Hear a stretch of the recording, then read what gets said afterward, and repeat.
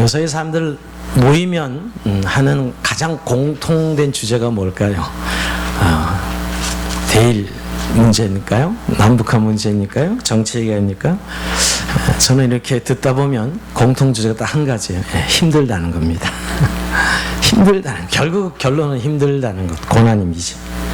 근데 저는 사실 어린 시절 좀 우리가 가난하게 살던 때를 기억해 보면 지금 이렇게 잘 사는 건 수십 배, 수백 배 우리의 경제력이 좋아졌지만 그때나 지금이나 힘들다는 거는 똑같고, 아니 더한 것 같아요. 힘들다는 소리는. 어떻게 보면 인생의 결국은 깨닫는 것은 공통 주제가 고난이라는 거예요. 비켜갈 수 없는 주제죠. 저는 그래서 고난을 인생의 공통 필수 과목이다. 그러니까 아무리 잘 살아도, 아무리 좋은 세상에 와도 이 세상은 이 고난의 주제를 비켜갈 수 없다는 거예요. 그리고 한 가지 또 생각되는 건 자기가 당하는 고난이 제일 큰 고난이에요. 아무리 뭐 옆에 사람이 죽을 것 같은 고난을 당해도 자기 감기만 못한 것이 고난입니다. 참 이상한 성격을 가지고 있죠. 태산에 깔려있는 사람이 있어도 나의 손톱에 들어있는 가시가 이 세상에서 가장 고통스러운 고난처럼 보입니다. 근데 문제는 여러분, 오늘 택하신 백성 하나님의 사람들에게도 이 고난이 필수 과목이라는 거예요. 통과 의례입니다. 이 과목을 통하지 않고 하나님의 사람이 되는 방법은 없다는 것이에요. 예수 믿는다고 해서 고난을 면제해주거나 고난이 없게 해주지 않기 때문입니다. 로마서 8장 17절에 보면 이런 말씀이죠. 자녀이면 또한 상속자, 곧 하나님의 상속자요 그리스도와 함께한 상속자니 그와 함께 영광을 받게 하여 고난도 함께 받아야 할 것이니라, 이렇게 말씀하고 있습니다. 예수 잘 믿는다고 고난을 면제해 준다고 한 적이 없다는 거예요. 오히려 면제는커녕 베드로전서 4장 12절에 보면 이런 말씀이 있어요. 사랑하는 자들아, 너희를 시련하고 오는 불시험을 이상한 일 당하는 것 같이 이상히 여기지 말고 오직 너희가 그리스도의 고난에 참여하는 것으로 즐거워하라. 이는 그의 영광을 나타내실 때 너희로 즐거워하고 기뻐하게 하려 함이라. 오히려 여러분, 오는 불시험을 이상히 여기지 말고, 우리 교회 이상희 집사님 있는데 이상히 여기지 말랍니다. 이상히 여기지 말고 썰렁하시죠? 지금 벌써부터 잠을 주무시려고 청하는 분이 한 분 계셔서 이상히 여기지 말고, 정말 고난이 와도 그게 뭐 당연한 거지, 그게 왜 이상하게 여기느냐는 것이죠. 오히려 기뻐하라고 이야기합니다. 자, 성도의 고난은 보편적이라는 거예요. 일반적인 거예요. 특별한 게 아닙니다. 만약에 이 고난을 불시험으로 생각하고 있다면 성경의 진리를 거부하고 있는 것이죠. 여러분, 우리가 고린도서 10장 13절에 사랑이 감당할 시험밖에 주신 것이 없나니, 이 구절 너무 잘 아는데 이걸 우리가 여러 가지로 해석할 수 있지만 가장 간단하게 해석하는 방법이, 감당할 시험이라고 한다는 것은 누구나 다 겪는 시험이에요. 누구에는 있고 누구에는 없는 시험이 아니라 누구나 다 당하는 시험이에요. 보편적으로 당하는 시험이라는 것입니다. 지금 우리 교회 교우들도 지병으로 고생하는 분들도 계시고, 경제적으로 아주 어려움, 절망을 느끼는 분들도 계시고, 어떻게 살아야 되지? 이럴 정도로. 그리고 자식들 문제로 너무 낙심하고, 남편들 문제로, 또 하나님 관계의 문제로, 이웃들과의 관계의 문제로 고난을 겪는 분들이 많습니다. 고난의 종류는 다 다를지 몰라도 왜 예수 잘 믿는 우리에게 이런 고난이 사라지지 않을까? 자, 오늘 이 질문을 한번 요셉의 고난을 통해서 한번 우리가 그 고난의 의미를 살펴보려고 합니다. 자, 오늘 39장 다 읽으시는 고생하셨는데 정말 요셉의 애굽의 노예로 팔려와서 인생의 밑바닥을 경험합니다. 그것도 부족해서 강간 미수범이라는 누명을 뒤집어 쓰고 감옥에 들어가요. 정말 인생 안 풀려도 정말 안 풀리는 인생입니다. 근데 성경은 이상하게 이 안 풀리는 요셉의 인생을 하나님께서 형통하게 하셨더라, 이런 구절로 우리를 굉장히 혼란스럽게 만드는 구절이기도 해요. 뭐가 이렇게 안 풀린 인생인데 형통하게 하셨더라, 계속 반복해서 성경이 이야기합니다. 오늘 이 의미들을 우리가 정말 깨닫고 돌아가면 좋겠습니다. 자, 1절에 보면 요셉이 이끌려 애굽에 내려가매 바로의 신하 친히 된 애굽 사람 보디발이 그를 그리로 데려간 이스마엘 산 손에서 요셉을 산이라. 여러분 우리가 지난주에 38장은 삽입 구절이었고 유다와 다말 이야기 37장 이야기가 이제 39장으로 이어지는 것이지요. 결국은 요셉은 형들에게 미움을 하다 노예로 팔려가죠.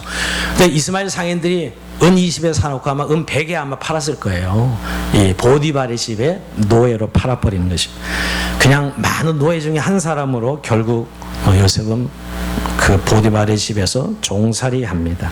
근데 여러분 종살이 하는 이 요셉을 보면서 두 가지 특별한 점을 좀 발견해요. 하나는 요셉이 자기가 노예라는 걸 인정하고 주인 앞에 최선을 다합니다. 뭐 도망치려 하거나 자기가 옛날에 그래도 부잣집의 아들이었고 그러잖아요. 채색 옷을 입는 거 사랑받는 아들이었는데 그런 거 다 잊어버리고 주인에게 철저하게 충성해요. 이거 대단한 모습이죠. 또 하나는 그렇게 충성스럽게 노예의 삶에 최선을 다하는 요셉에게 하나님이 함께 하십니다. 자, 2절 3절 한번 중요한 구절인데 한번 읽어봅니다. 시작. 여호와께서 요셉과 함께 하심으로 그가 형통한 자가 되어 그의 주인 애굽 사람의 집에 있으니 그의 주인이 여호와께서 그와 함께 하심을 보며 또 여호와께서 그의 범사에 형통하게 하심을 보았더라. 아멘. 이런 구절을 잘못 보면 고난받는 요셉을 싹 잊어버릴 수 있어요. 지금 어마어마한 고난 밑바닥에 가 있는데 역설적으로 하나님과 요셉과 함께 하시고 형통한 자가 되었다. 하나님께서 늘 함께 하셔서 형통한 자가 되었더라. 이렇게 이야기합니다. 여러분 보통 그렇게 높은 신분에 있다가 하루아침에 비천한 신분으로 떨어지면 그것이 인정이 되지 않아가지고 너무너무 힘들어하는 사람 많습니다. 요셉도 여러분 가나안 땅에서 정말 바라주는 부자였고 아버지에게 가장 사랑받는 아들이었다가 이제 밑바닥 노예가 되었잖아요. 어떻게 보면 저는 성경에 나오긴 않았지만 얼마나 울었으며 얼마나 원망했으며 자신의 기건 운명에 낙심했을 것이에요. 그도 인간인데 성경에 기록만 안 돼서 왜 안 그랬겠어요. 그런데 요셉은 그것이 전부가 아니었어요. 요셉이 이렇게 노예가 되었지만 최선을 다할 수 있었던 이유를 찾아보자면 역시 하나님이 자신에게 주신 꿈이죠. 꿈. 하나님이 준 꿈이 있었던 거예요. 요셉은 그 꿈만 생각하면 이 노예 생활의 고통을 잊을 수가 있었던 것입니다. 이 현실의 비참함을 이길 수 있었던 것입니다. 지금으로 말하면 하나님의 말씀이죠. 지금도 고난당하는 그리스도인들은 하나님의 말씀이 들려지면 이렇게 살아갈 수 있어요. 하나님 말씀은 마치 수학 문제 정답과 같습니다. 우리가 문제 푸는 방법을 잘 몰라서 그렇지 우리는 정답을 알고 있어요. 언제 우리를 하나님이 회복시켜주고 축복하실지 그 시기와 방법은 모르지만 하나님께서 이 과정을 다 이겨내시고 우리를 목적지까지 가게 하실 줄 믿어요. 그게 하나님 말씀에 있거든요. 그래서 그 붙들고 사실 가는 요셉에게 하나님이 함께 하시는 것이죠. 정말 애굽 땅에서도 여러분 하나님이 요셉과 함께 하셔서 형통케 하셨습니다. 오히려 가나안 땅에서 그냥 아버지 집에 사랑받던 그때와는 확연히 다르게 진짜 체험적인 신앙생활을 한 거예요. 여러분 우리가 좋을 때는 그냥 늘 이론적 신앙생활이에요. 말만 그렇지요. 그냥 밑바닥 내려가 보면 자기의 실존 앞에 하나님을 만나게 되었어요. 이 고난이 큰 유익입니다. 사실 오늘 애굽에서 노예 생활의 그 인생의 밑바닥에서 요셉은 진정 하나님의 실존을 느끼고 함께 하심을 느끼면서 형통함을 누리고 있다는 거예요. 이 역설이죠. 그리스도인의. 하나님이 얼마나 요셉을 지혜롭게 해주시는지 몰라요. 아주 뛰어납니다. 그래서 여러분 사실은 이 요셉 때문에 보디발의 집안이 복을 받아요. 사실 이 시대장이 아마 사업에 손을 대가지고 요셉이 일러주는 대로 사업에 손을 댄 것 같아요. 이 가정이 큰 복을 받는 것이 성경에 나옵니다. 특히 요셉은 지혜가 있고 앞에 미래를 알아맞히는 적중하는 그런 영감이 있었어요. 그래서 그대로 보디발이 사업을 하기만 하면 엄청난 복을 받는 거죠. 한마디로 요셉이란 복덩이가 보디발의 집에 굴러 들어온 것이에요. 근데 그렇게 야 너는 어떻게 그렇게 똑똑하냐, 어떻게 미래를 잘 알아맞추느냐, 이건 내 능력이 아니고요 하나님의 능력입니다. 이렇게 분명히 고백했을 것입니다. 나중에 또 내용이 나오죠. 여러분 결국 그 실력을 인정하고 보디발이 그냥 한낱 노예였다가 재산을 전부 관리하는 매니저로 그 집안의 총목격으로 그를 사용합니다. 나로 재산 전체를 갈린 청지가 된 것이죠. 4절 5절이 그 이야기입니다. 요셉이 그의 주인에게 은혜를 입어 섬김에 그가 요셉을 가전 총무로 삼고, 그래서 자기의 소유를 다 그 손에 위탁하니 그가 요셉에게 자기의 집과 그의 모든 소유물을 주관하게 한 때부터 여호와께서 요셉을 위하여 그 애굽 사람의 집에 복을 내리심으로 여호와의 복이 그의 집과 밭에 있는 모든 소유에 미친지라. 여러분, 이것 좀 한번 눈여겨볼 필요가 있어요. 예수 믿는 사람들이 그 집안이 복을 받는다는 거예요. 사실은 요셉 때문에 그 집, 보디발의 집이 복을 받는 것이죠. 여러분, 이게 믿는 자의 하나님이 준 권세예요. 아브라함의 너를 대우하는 대로 내가 그 사람들을 대해주겠다. 너를 축복하면 그 사람을 축복하겠고, 너를 저주하면 그 사람을 저주하겠다. 여러분, 아브라함이 준 약속이잖아요. 마찬가지입니다. 요셉이 그런 복을 받습니다. 그러니까 요셉은 애굽의 노예가 되었어도 하나님의 약속, 하나님의 말씀을 버리지 않았다는 거예요. 정말 그러니까 하나님께서 놀랄 정도로 성실하게 요셉을 지켜주시고 그와 함께 하시고, 특별히 보디발의 집에 요셉을 통하여 복을 부어주시는 하나님을 보게 됩니다. 정말 요셉은 이 고난 중이죠. 엄청난 고난이잖아요. 자유인에서 노예로 전락한 것, 이게 어마어마한 고난이지만 너무너무 잘 적응합니다. 만약에 여러분, 요셉이 여전히 여기 노예로 와놓고도 늘 보디발에게 나는 원래 부잣집 아들이었고 늘 집에서 사랑받아서 채색 옷을 입고 다녔고 이런 소리 했더라면 두드려 맞았겠죠. 미움받고. 형들이 그랬잖아요. 형들에게 꿈꾸는 얘기 정상적으로 했음에도 불구하고 형들이 결국 자기 동생을 미워해서 노예로 판 거 아니겠어요, 여러분? 아마 계속 옛날 이야기 했더라면 정신병자 취급받았을 거예요. 지금도 우리가 당하는 고난 속에 정말 하나님 앞에 그 고난 속에 하나님 주신 고난의 의미를 이해하고 최선을 다해야 됨에도 불구하고 늘 옛날만 기억하면서 옛날엔 좋았는데 이렇게 사는 사람은 사실은 정신병자 취급받는 거예요. 오늘 이 요셉의 삶을 통해 우리가 배울 수 있는 중요한 부분이죠. 정말 그렇게 최선을 다하니까 하나님의 능력이 나타났습니다. 자, 근데 여러분, 이렇게 가정총무까지 되고 노예 생활에 성공했지만 그에게 큰 시련이 기다리고 있었어요.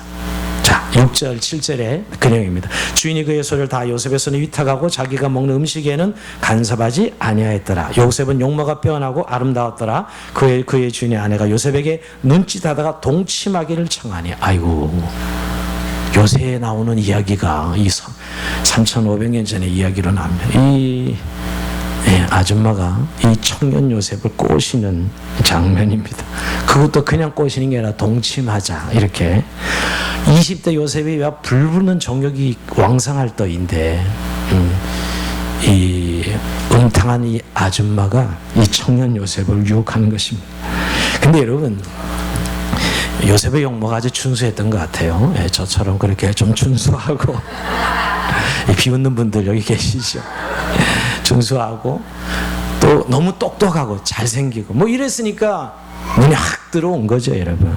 그리고 다른 노예들과 이미 차원이 달라요. 다른 노예는 원래 노예 출신이고요. 요셉은 노예가 아니었잖아요. 똑똑하고 사랑받고 자존감이 높고 이래서 눈이 확 들어오는 거죠, 여러분.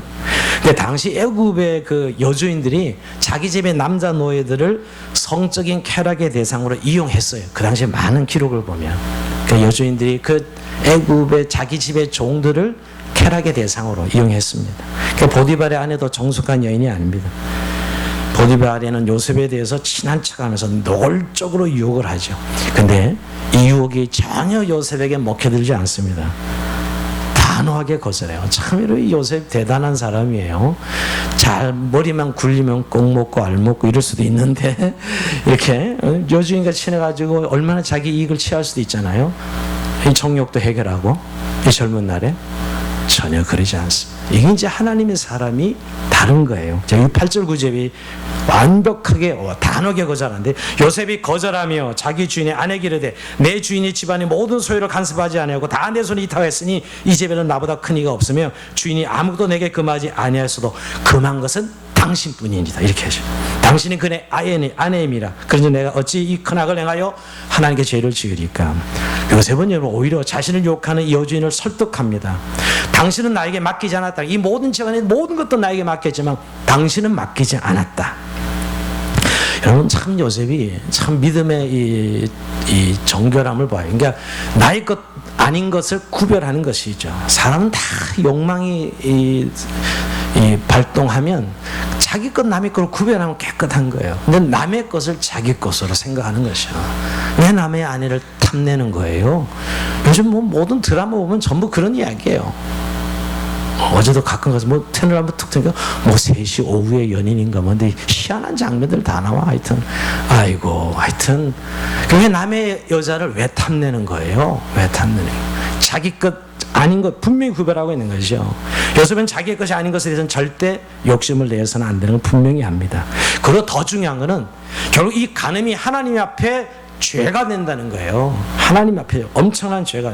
그래서 내가 이 큰 악을 행하여 하나님께 득죄하리까 이렇게 고백하고 있죠. 요셉은 남의 여자를 범하는 것이 하나님께 큰 죄라고 생각한 것이죠. 여러분 죄라는 것은 결국 하나님이 정해놓은 경계선을 넘어가는 거예요. 상대방에 해를 끼치는 것만이 아니라 하나님께도 죄를 짓는 것이죠. 우리가 다른 사람에게 상처를 주는 것은 그 사람에게도 죄를 짓는 것이지만 하나님 앞에 죄 짓는 거예요. 그래서 요셉은 유혹을 단호하게 거절합니다. 근데 여러분 이렇게 유혹을 거절한 결과가 너무너무 고통스럽고 억울합니다. 근데 여러분 결국 이 여주인이 여러 번 유혹의 눈길을 보내다가 결국 딱 기회를 잡았어요. 그래서 어느 날 요셉이 이를 보기에 혼자 집에 들어왔는데 집에 아무도 없는 것이었어요. 근데 그때 딱 보디발이 기다리고 있었습니다. 요셉을 잡고 늘어지면서 동침하자가 유혹합니다. 성경이 다 기록하고 있기 때문에 제가 이렇게 하는 거예요. 남자선의 이야기지만 성경 오늘 읽으셨잖아요. 여러분. 그대로 다 나옵니다. 네, 이런 짓이 얼마나 하나 앞에 큰 죄가 된다는 걸 성경에 말하고 싶은 것이죠. 요셉이 보디발의 아내 유혹에서 벗어나는 방법은 결국은 도망치는 방법밖에 없었습니다. 결국은 유혹하니까 이 여주인이 힘이 너무 센 거예요. 와, 우악서는 아줌마의 힘이 요셉이 이길 수가 없어. 어떻게 하겠어요? 옷 벗어놓고 도망치는 거죠. 옷을 다 벗어놓고 도망치는 겁니다. 예, 성적인 유혹을 이길 수 있는 것은 주여 이기게 해주옵소서. 쓸데없는 소리 기도하는 거예요. 도망가는 거, 튀기는 거예요. 성적 유혹을 이기는 방법은 튀기는 거예요. 예, 38개. 딱 저기 안 될 것 같잖아요. 누가 그 성적 유혹 이길 사람 손 들어보세요. 없어요. 왜? 우린 다 남자와 여자이기 때문에 절대로 이길 수가 없어요. 그걸 이길 수 있다고 생각하는 사람은 그것처럼 어리석은 사람이 없어요. 도망가는 겁니다. 성적을 유혹을 느낄 때 이게 아니다면 도망가야지. 그 자리에 있는 것은 그냥 그 죄를 짓겠다는 말과 똑같습니다. 두 남녀가 한 방에 자면서 유혹을 이기게 해 주시옵소서. 헛소리하는 이런 기도 하나님 절대 들으시지 않습니다. 도망가는 방법밖에 없어요. 정말 요셉이 우리에게 정확하게 보여줍니다. 이렇게 성적 유혹을 물리치고 사실 들어오는 그의 결과는 무시무시한 복수입니다. 보디발의 무시무시한 복수입니다. 요셉을 벗어놓고 이 다른 옷이 증거가 돼서 꼼짝없이 죄를 뒤집어 쓰게 됩니다. 오늘 13절 이하에 보면 그 여인이 요셉이 그것을 자기 손에 버려두고 도망하여 나감을 보고 그 여인이 집 사람들을 불러서 그들에게 이르되 보라 주인이 히브리 사람 우리에게 데려다 우리를 희롱하게 하는도다. 그가 나와 동침하고자 내게 들어오므로 내가 크게 소리 질렀더니 그가 나의 소리를 질러 부름을 듣고 그것을 내게 버려두고 도망하여 나갔느니라.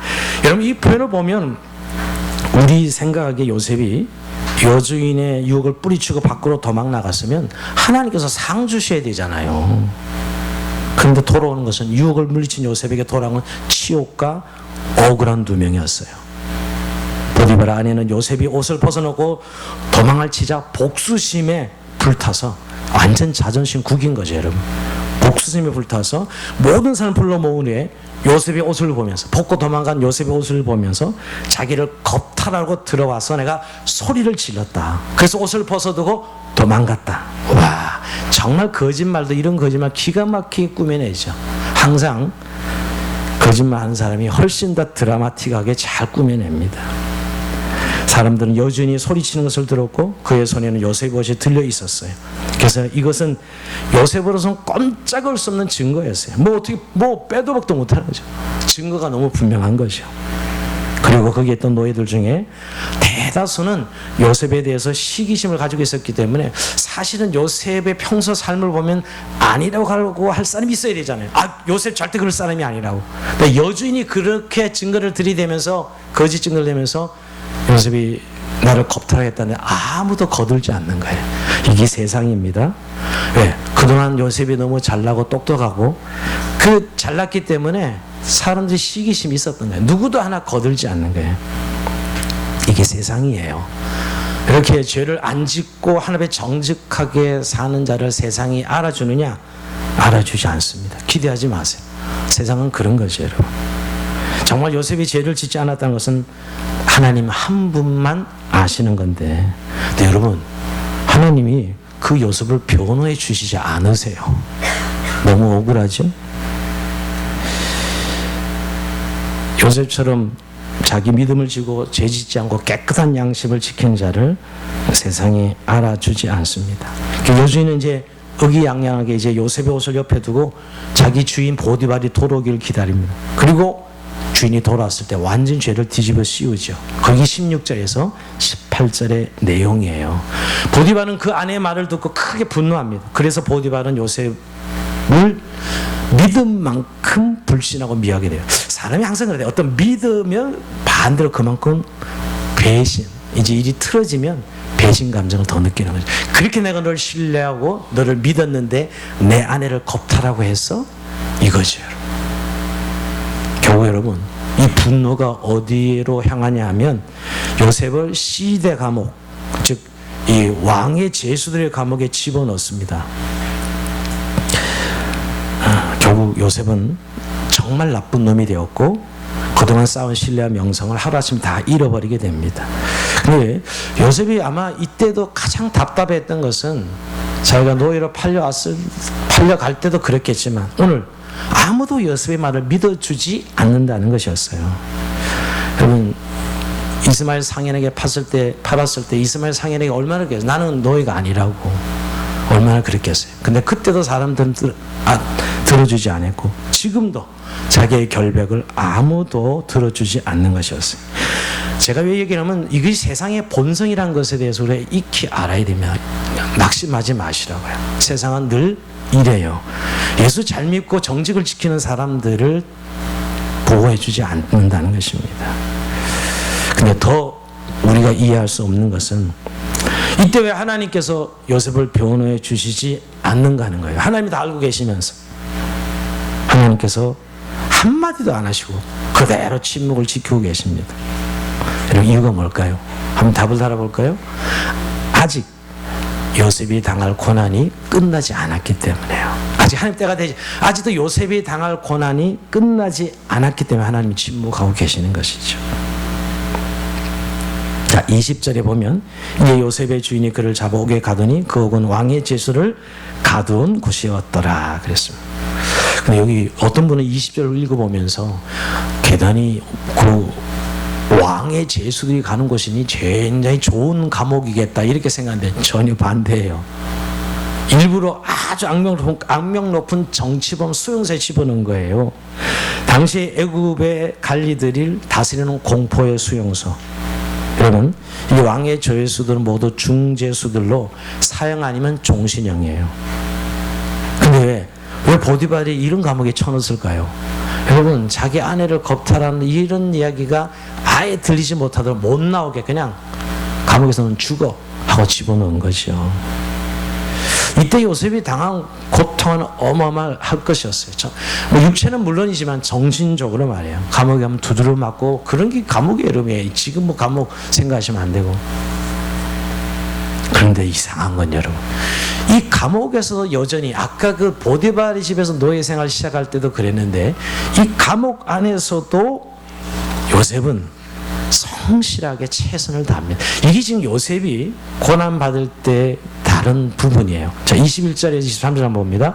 여호와께서 요셉과 함께 하시고 그에게 인자를 더하사 간수장에게 은혜를 받게 하시매 간수장의 옥중 죄수를 다 요셉의 손에 맡김으로 그 재반 사물을 요셉이 처리하고 간수장 그의 손에 맡긴 것을 무엇을 살펴보지 아니하였으니 이는 여호와께서 요셉과 함께 하심이라. 여호와께서 그를 범사에 형통하게 하셨더라. 아까 2절 3절 똑같이 오늘 이 감옥에 가서 똑같이 동일합니다. 여러분 이거 어마어마한 고난인데 또 역설이 뭐냐면 거기에서도 하나님께서 함께 하셔서 형통했다는 거예요. 도대체 이 형통은 뭐예요? 사람 환장하는지 그렇잖아요 여러분. 자기가 잘못해서 여러분 이렇게 고난을 받으면 그냥 견딜만 해요. 왜? 내가 맞을 짓을 했으니까. 이 고난은 사실 어려운 고난이 아니에요. 근데 정말 나는 의롭게 살려고 했었는데 억울한 누명을 쓰고 고난을 당하면 이건 정말 견딜 수 없는 고난이에요. 그런데 오늘 요셉이 그 고난에 대해서도 받아들이고 수용하고 있습니다. 그때 하나님이 함께 하셨다라고 말해요. 그래서 형통이라고 말하고 있습니다. 여러분 보통 사람 같으면 믿음 지키려고 했는데 결과가 좋지 않으면 그때 침체가 와요. 신앙인들 저거 목회하면서 늘 보면 뭔가 믿음으로 하려고 애써서 봉사를 했는데 예상치 않은 고난의 턱음 이건 뭐지 하면서 그냥 미끄러지기 시작합니다. 이게 일반적이에요 사실은. 그런데 오늘 요셉은 침체되지 않았어요. 오히려 요셉은 감옥 안에서 더 최선을 다해 일을 합니다. 그래서 그 감옥 안에서도 또 총무가 돼요.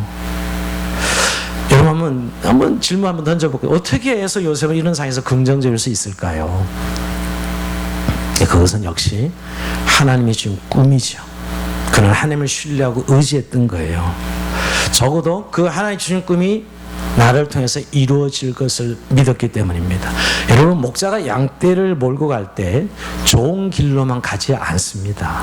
잘 생각해 보세요. 어떤 데는 가시덤불 있는 길로 가고 어떤 때는 막 위험한 절벽을 통과하기도 합니다. 근데 그래도 양들은 불평하지 않고 목자를 따라가요. 왜? 목자가 자기를 죽이지 않는 것 너무 잘 알고 있고요. 그 목자가 가장 지름길로 자신의 인생을 인도하는 걸 믿기 때문이에요. 절대 목자 따라갑니다. 양들은 그런데 오늘 정말 우리가 예수님의 양들인 우리들은 그 목자 인도하심에 이 왜 절벽으로 가지? 왜 가신덤으로 가지? 이러면서 가지 않게도 땡깡 쓰고 멈추고 있지는 않습니까? 우리는 사실 그 고난의 이유와 의미는 다 알 수는 없습니다.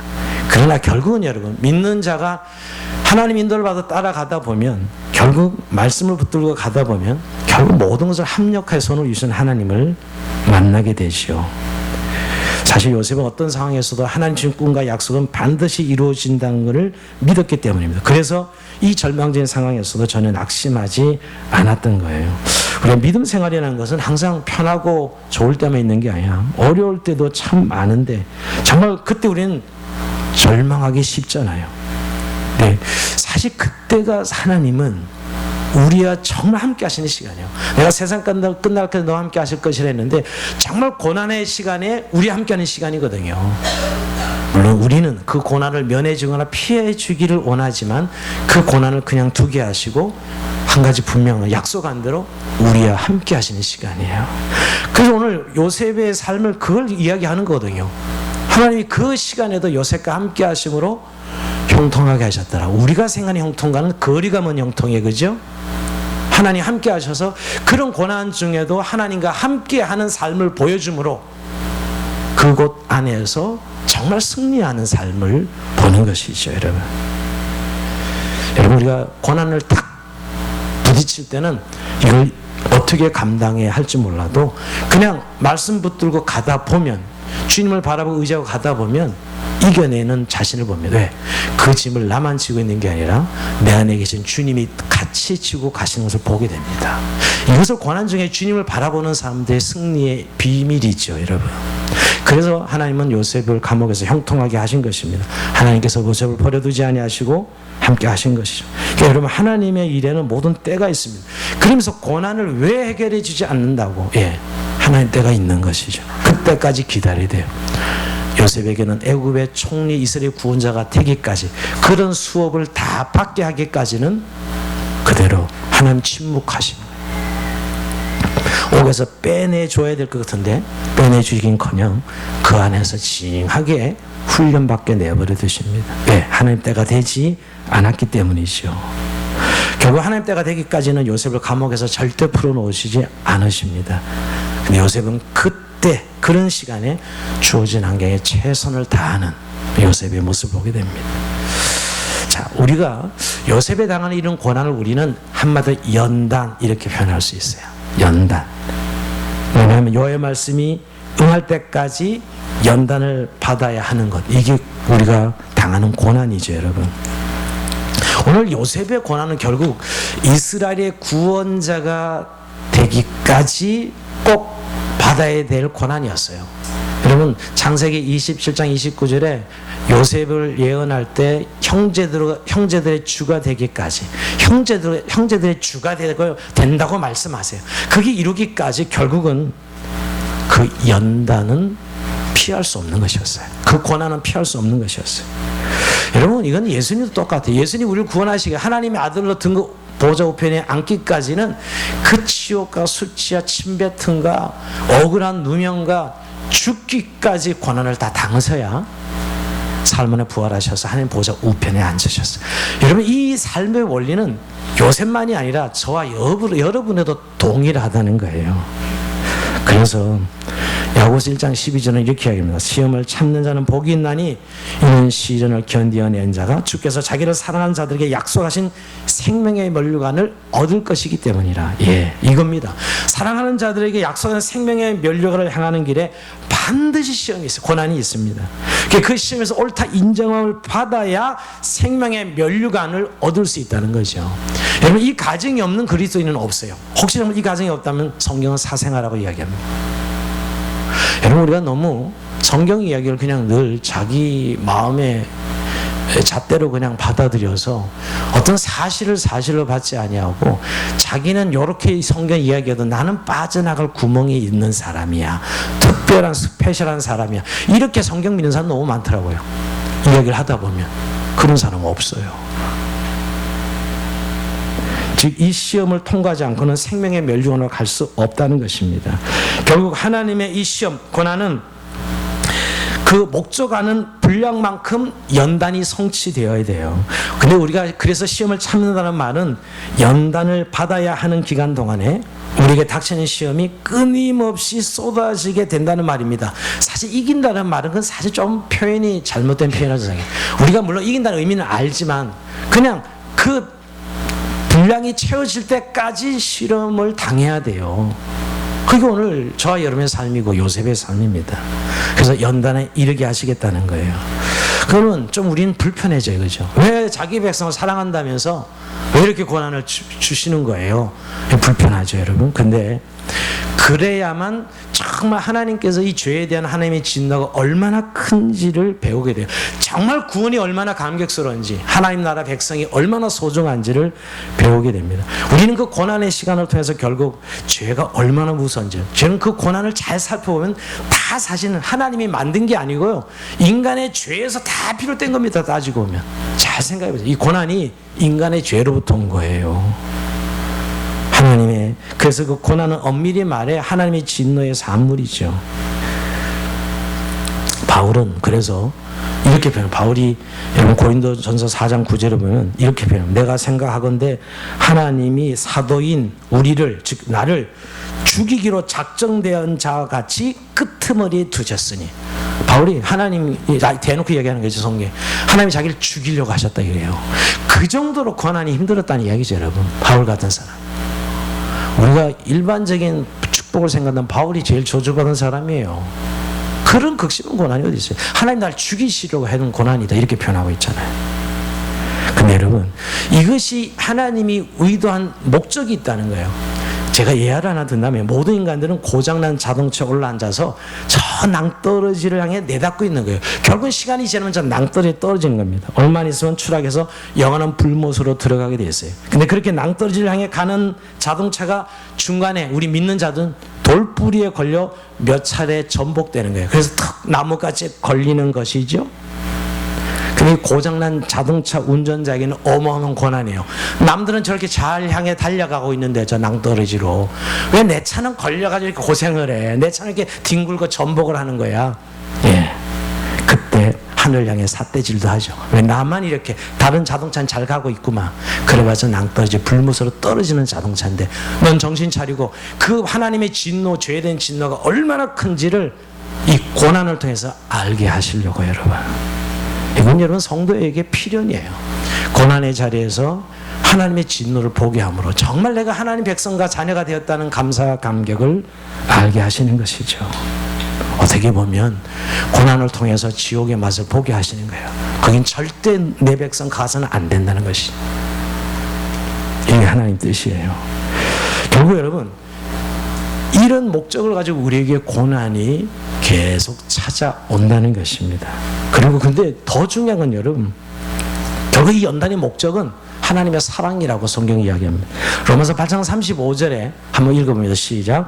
누가 우리를 그리스도의 사랑에서 끊으리요? 환난이나 공고나 박해나 기근이나 적신이나 위험이나 칼이라. 오늘 바울의 고백이 여러분, 절대로 환난, 공고, 박해, 기근, 적신, 위험, 칼, 절대 우리를 그리스도에 끊을 수 없다라고 이야기합니다. 이 단어만 생각해도 좀 무시무시한 단어들인데, 이런 상황이 와도 우리를 하나님의 사랑에서 끊어낼 수 없다. 자, 좀 이렇게 해석해 볼까요? 좋게 해석하지 마시고, 이렇게 하나님을 믿는데도 환난이 있고 공고가 있고 박해가 있고 기근이 있고 적신, 위험, 칼이 있으면 우리는 보통 하나님 떠나겠다고 이야기합니다. 이런 하나님 믿고 싶지 않아. 그렇지 않아요? 이런 하나님 믿고 싶지 않습니다. 우리 안에 이런 고난 사실 많이 있어요. 고난 당할 때마다 이런 고난을 주신 하나님 믿고 싶지 않아. 근데 여러분 못 떠날 수가 없어요. 떠나지지가 않아. 이런 고난을 주시면서 우리를 하나님의 사랑에서 끊어내지 못하도록 하나님이 나를 붙들고 있다니까요. 2년 전에 제가 KBS에서 보여주는 교회 오빠 보셨죠? 지난 5월 26일 날 개봉됐어요. 그거와 조금 더 보완해서 결국 그 이간희 집사가 자신은 4기 대장암 걸렸고 그런데 하나님께 감사하면서 욥처럼 신앙을 지켰죠. 근데 그러던 날 또 자기 아내도 제4기 혈액암에 걸렸어요. 또 자기가 암에 걸려서 그 자기 친엄마가 너무 견디다 못해 생을 마감합니다. 완전히 정말 이건 한 집안의 쑥대밭이 되는 것이죠. 그런데도 그는 간증합니다. 하나님 된 신뢰와 사랑을 저버리지 않아. 왜 그러죠? 그러면 특별히 대단한 인물이라서요? 아니요. 하나님이 그를 꽉 붙들고 있는 거예요. 놓지 않으시는 거예요. 이게 하나님의 사랑의 손을 끊어낼 수 없다는 의미입니다. 우리가 무슨 나만을 사랑하니까 고난을 이겨내서 의미가 아니라, 사실 이런 하나님 부인하고 싶은데 하나님 나를 놓지 않는 거예요. 부인할 수 없는 거예요. 이거죠. 한번 예고편 보여주세요. 여러분 이 영화는 한번 보셨으면 좋겠는데 고 목사님과 청년들은 봤다고 합니다. 근데 대부분 졸았다는 이야기가 있긴 한데 한번 보여주세요.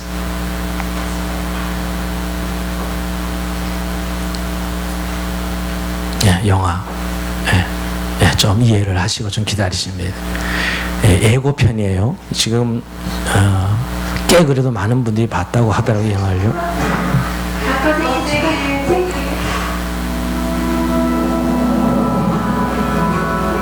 처음에 안 믿었죠. 왜 나무? 저까지 아닐 수가 있겠습니까? 지금 애 태어나는 지 한 달도 안 됐는데. 암 자체는 축복은 아니지만 우리가 질병을 만나서 우리의 삶이 이렇게 이어지고 있다는 게 얼마나 큰 기적이고 하나님의 은혜인지 깨달았잖아. 목소가 섰다, 제발이다라는 얘기를 들었을 때 이제 정말 남편을 보내줘야 될 때가 오는 건가? 그런 생각도 들고, 제가 할 수 있는 건 주님께 매달려 기도하는 것을 했습니다. 주님 제가 너무 아픕니다.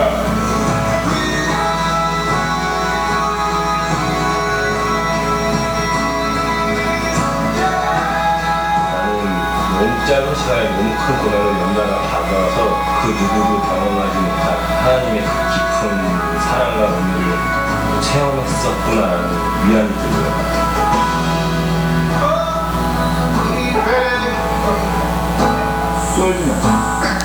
저의 간증들이 영원하신 주님의 사랑으로 기억되기를 간절히 바랍니다.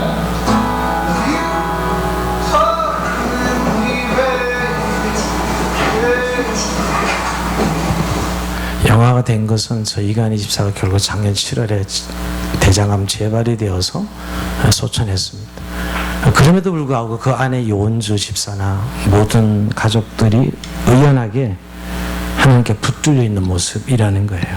사실 암을 고쳐주시지 않으셨어요. 그러나 하나님은 그들을 붙들고 계셨습니다. 고난을 통과하면서도 하나님 손에 붙들려 있는 것이죠. 우리 생각엔 좀 그 암 좀 고쳐주시지, 그것도 못 고치신 하나님이신가, 이렇게 질문할 수 있어요. 근데 하나님은 고쳐주지 않으셨습니다. 결국 그 고난 통해서 하나님은 자신의 집요한 사랑과 그분의 진지한 열심을 나타내시는 것이죠. 왜? 우리는 그분을 놓을 수 있는 그분이 우리를 붙들고 놓지 않으시는 거예요. 사실 그게 하나님의 사랑에서 우리를 끊어낼 수 없다고 고백하는 것이죠. 여러분, 고난을 통하여 성도들의 삶이 얼마나 붙들려 있는지를 알아야 됩니다. 여러분, 근데 이런 고난이 올 때 반대되는 사람들이 있다는 걸 아셔야 돼요. 여러분, 마태복음 13장 20절에서 21절 보면 돌밭에 뿌리였다는 것을 말씀을 듣고 즉시 기쁨으로 받되 그 속에 뿌리가 없어 잠시 견디다가 말씀을 인하여 환난이나 핍박이 나는 때에는 곧 넘어지는 자요. 여러분, 이럴 때 떨어져 나가는 사람이 있고요. 그야말로 처음에는 예수 믿는 거 좋다 이러다 고난이 오면 이런 하나님 난 믿지 못하겠다, 세상으로 나가버리는 거죠. 그때 사실은 말씀이 좋은 밭에 떨어진 것인지 돌밭에 떨어진 것인지 가시떨기에 떨어진 것인지 알게 되는 것이죠.